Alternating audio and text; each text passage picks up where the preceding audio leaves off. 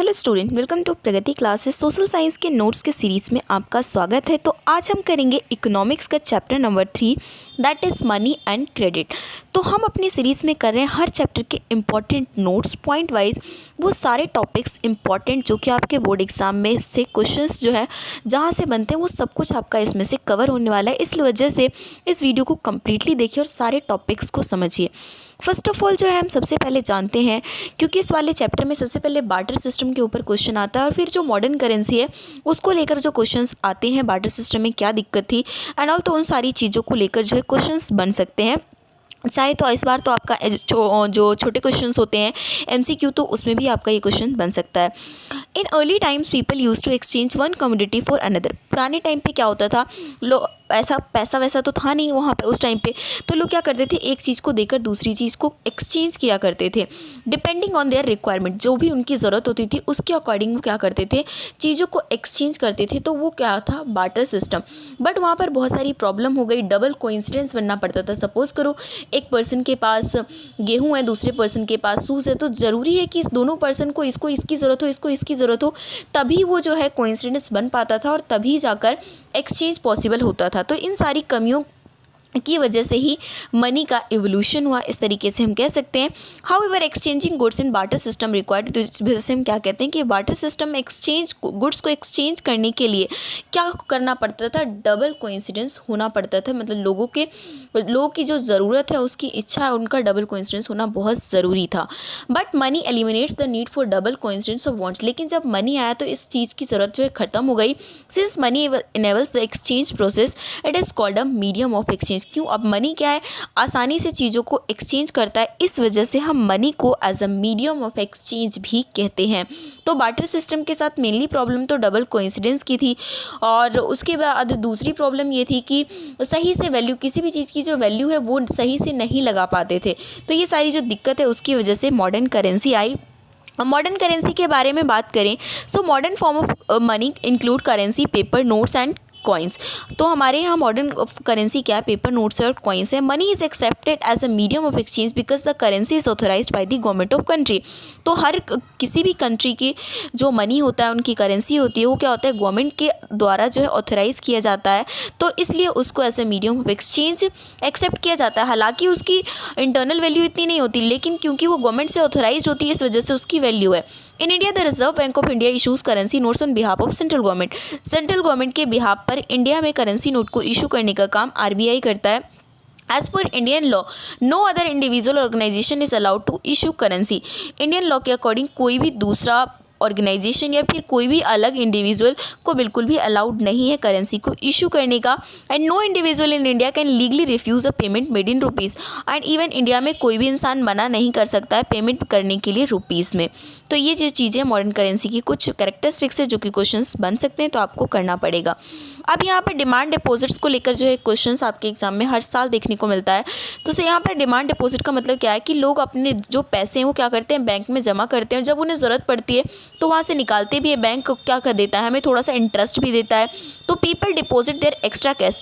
लोगों के पास जो भी उनकी ज़रूरत है उसके अलावा उनके पास अगर कुछ भी एक्स्ट्रा कैश बचा होता है तो वो बैंक में जमा कर देते हैं। कैसे, एक बैंक अकाउंट खुलवाकर अपने नाम पर। बैंक क्या करता है, इन डिपॉजिट्स को एक्सेप्ट करता है और उस पर कुछ इंटरेस्ट भी देता है। The deposits in the bank accounts can be withdrawn on demand. अब ये जो डिपॉजिट्स हैं, हमने जो भी बैंक अकाउंट में जमा करवाएं, उसको हमें जब हम डिमांड करते हैं, जब हमें ज़रूरत होती है, हम उसे आसानी से विदड्रॉ कर सकते हैं, निकाल सकते हैं। So these deposits are called demand deposits. तो इसी डिपॉजिट्स को हम क्या कहते हैं, डिमांड डिपॉजिट्स कहते हैं। अब उसके बाद जो करेंसी के फॉर्म में हम चेक भी करते हैं, तो चेक को लेकर जो क्वेश्चन पूछ सकते हैं आपसे, a cheque is a paper instructing the bank to pay specific amount from a person's account to the person whose name and cheque has been issued.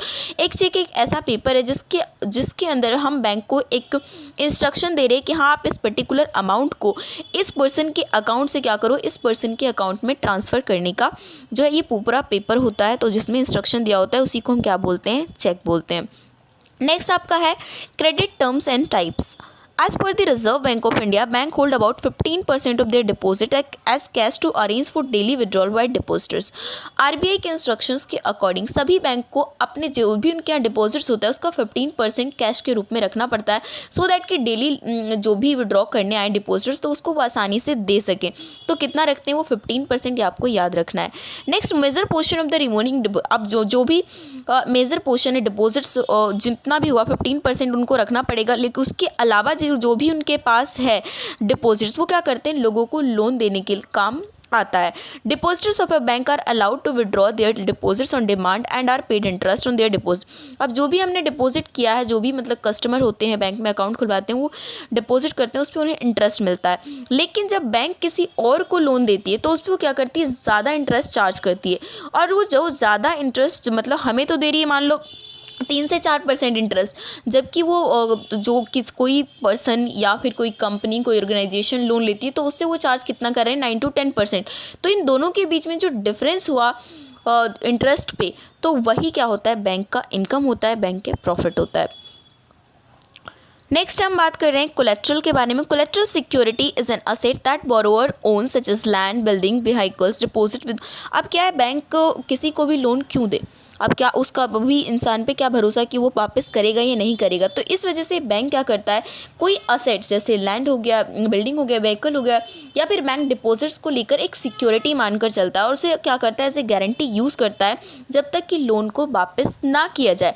अगर बोरोवर जो है जिसने उधार लिया है, लोन लिया है, वो फेल कर जाता है, मतलब लोन पे ही नहीं करता, तो उसके पास जो मतलब कि लेंडर है, बैंक जो भी जिसने उधार दिया हुआ है, उसके पास पूरा अधिकार है कि उस पर्टिकुलर असेट का जो भी उसके कोलेट्रल जमा किया था उसको वो बेच सकता है और अपनी पेमेंट को वो ले सकता है।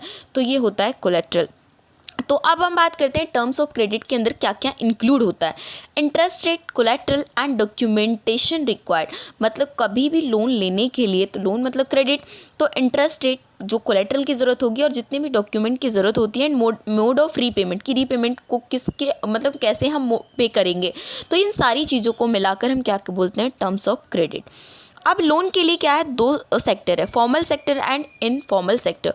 फॉर्मल सेक्टर के अंदर वो लोन्स जो कि बैंक से या फिर कोऑपरेटिव सोसाइटी से लेते हैं, तो फॉर्मल सेक्टर होता है लोन का। यहाँ पर जो है इंटरेस्ट रेट कम होता है, क्योंकि इसे आरबीआई सुपरवाइज करती है कि लोन को जो है किस तरीके से देना है, कितना आप मैक्सिमम इंटरेस्ट ले सकते हैं, किस तरीके से आपको वापस लेना है, क्या करना है, तो ये सारी चीज़ें आरबीआई इसे रेगुलेट करती है। वहीं दूसरी तरफ इनफॉर्मल सेक्टर लोन होते हैं, ये लोन ऐसे हैं जो कि मनी लेंडर से, ट्रेडर से, एम्प्लॉयर से, रिलेटिव से, फ्रेंड से जब हम लोन ले लेते हैं तो वो लोन क्या होता है, इनफॉर्मल सेक्टर से कहा जाता है। यहाँ पर इनके लिए कोई भी ऑर्गेनाइजेशन नहीं है जो कि इस क्रेडिट एक्टिविटीज़ को सुपरवाइज़ करे, और जिस वजह से वो क्या करते हैं, अपने पैसे को वापस लेने, पहली बात तो बहुत ज़्यादा इंटरेस्ट रेट यहाँ पर चार्ज करते हैं, और अगर उन्हें पैसे वापस नहीं करो तो घर ले लेते हैं ज़बरदस्ती, तो क्या अनफेयर मीन्स होता है। लेकिन वहाँ पर उनको रोकने के लिए कुछ भी चीज़ें यहाँ पर अवेलेबल नहीं होती है।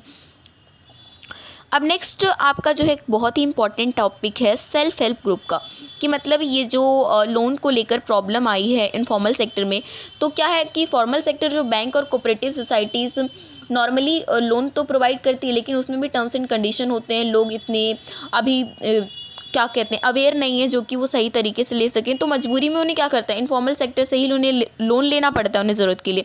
तो इस वजह से एक नया कॉन्सेप्ट है सेल्फ हेल्प ग्रुप। ये बेसिकली होता क्या है, are the small groups of poor people which promotes small saving, मतलब गरीब लोगों का एक ग्रुप होता है जो कि छोटी छोटी सेविंग्स को वो बचा के रखते हैं, और लगभग इसमें 15 से 20 मेंबर होते हैं, और वो सब लोग क्या करते हैं, जो भी उन्होंने थोड़ा थोड़ा सेव किया होता है सबको मिलाते हैं, और उनमें से किसी भी एक पर्सन को ज़रूरत है तो उसको वो लोन दे देते हैं, और उस पर बहुत ही कम इंटरेस्ट चार्ज करते हैं।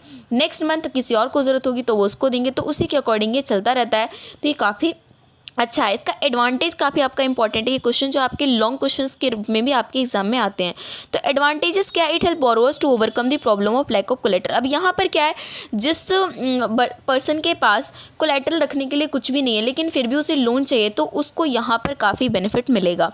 People can get timely loans, यहाँ पर लोन जो है टाइम पर मिल जाएगा, जो भी उनके पास जो भी उनका मकसद है, जिस चीज़ के लिए भी ले रहे हैं, और एक रिजनेबल इंटरेस्ट रेट पर। It helps women to become financially self reliant, इससे जो है वुमेन को भी फाइनेंशियली सेल्फ रिलायंट बन सकती है। मोस्टली जो है सेल्फ हेल्प ग्रुप के अंदर जो आप कई जगह देखोगे तो वुमेन लोगों का ही पूरा सेल्फ हेल्प ग्रुप रहता है।